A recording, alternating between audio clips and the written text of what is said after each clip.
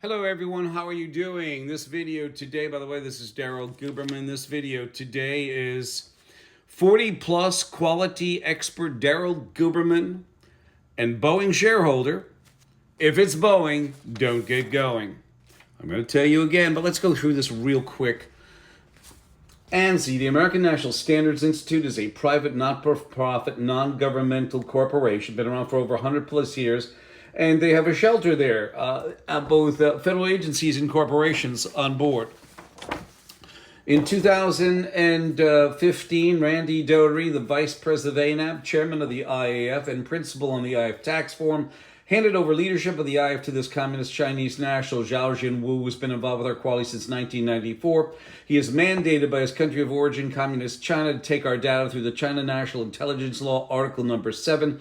At this time, he is also the chief executive of the China National Accreditation Services in Beijing, China. He is also, in 2017, caught a picture of him in the Wuhan lab, WIV, Wuhan Institute of Virology, the Biolevel 4 lab that released the virus because Pamela Sale, the vice president of quality for ANSI ANAP, said in 2017 under deposition in Texas, said from one laboratory to another, there are variances and they lack protocol. Isn't that a tender moment? So he basically gave a certificate to an ill-prepared laboratory, which was exposed in 2018 after he got done giving them the certificate for laboratory.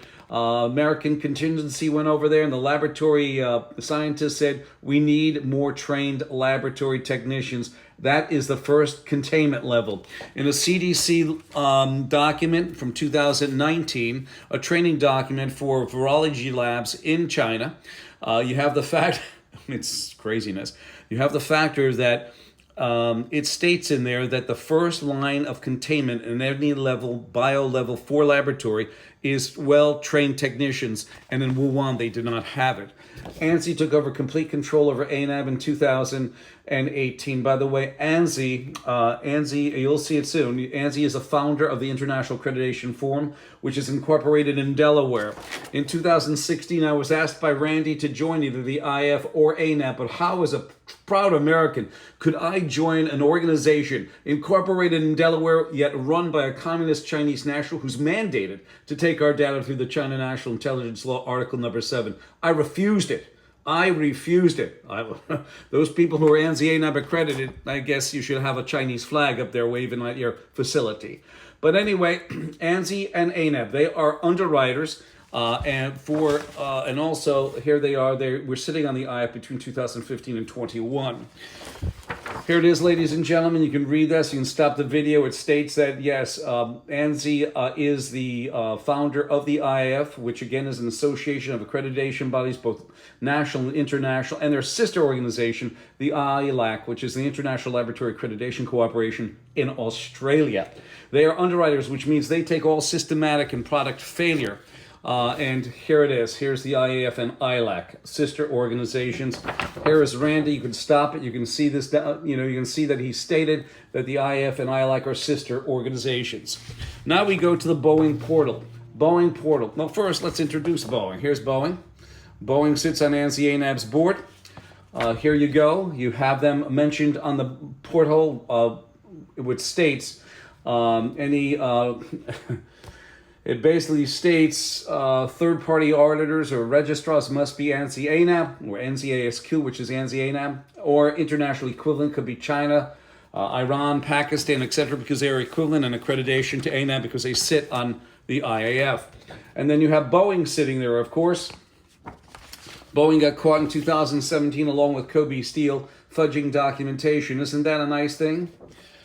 You have the factor that they took this down, by the way, ladies and gentlemen. This came right off ANAB's website on March 18th, 2024, which is relatively still fresh. And they took it down because I've been exposing the factor that you can find Boeing down below here, over by Cargill, and they can grant, suspend, and withdraw certification. This is in 2002, ladies and gentlemen.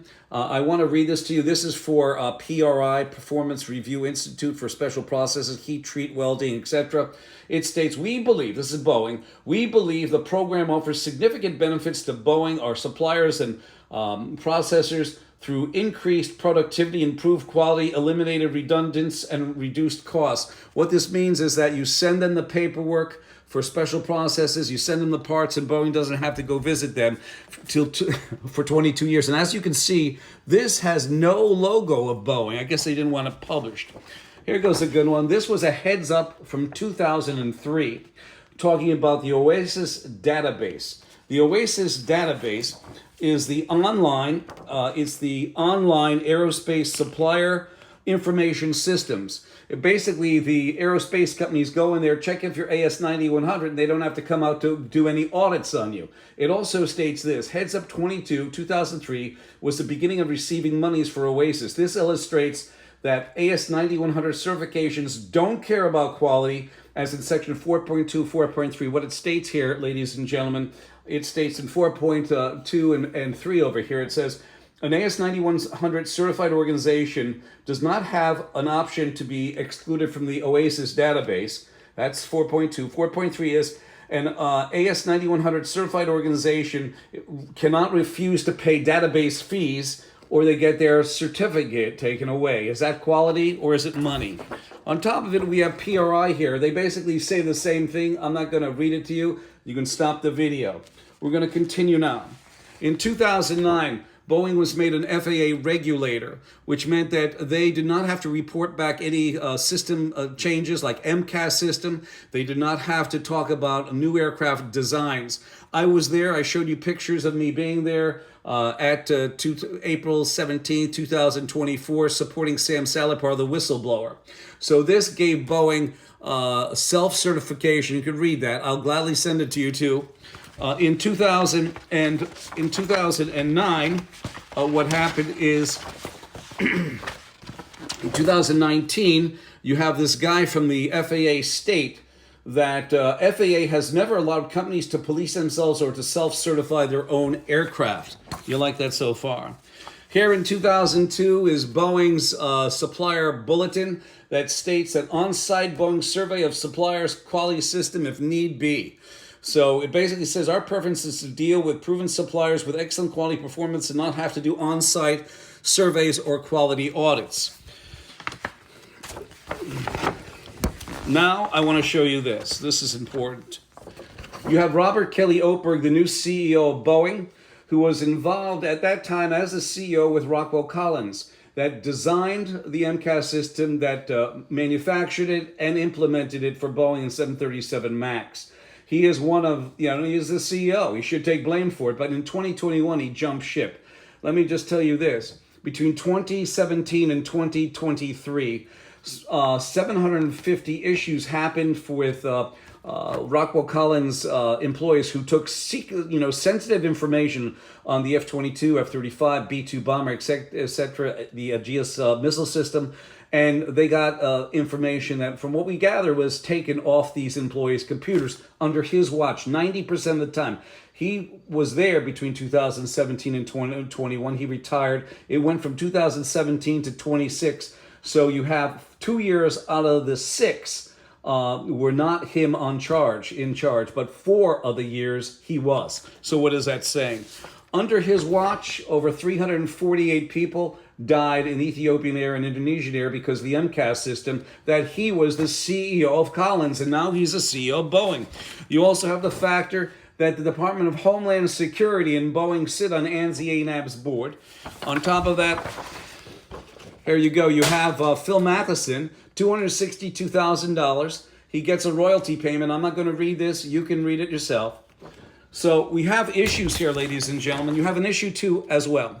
Sitting on ANSI ANAB's board is the Department of Commerce, Department of Homeland Security, Department of Justice, and also the FDA, who are not just members of ANSI ANAB, but they are customers as well, paying a fee to ANSI ANAB for services that ANSI ANAB are going to give them. Do you see something wrong with that? My number is 203-556-1493 or Daryl, TQRS, at yahoo.com. I keep on hammering this away because you must know. And as David Foster Wallace says, the truth will set you free. But I added this: not until Daryl Guberman is done with you. 203-556-1493. I thank you.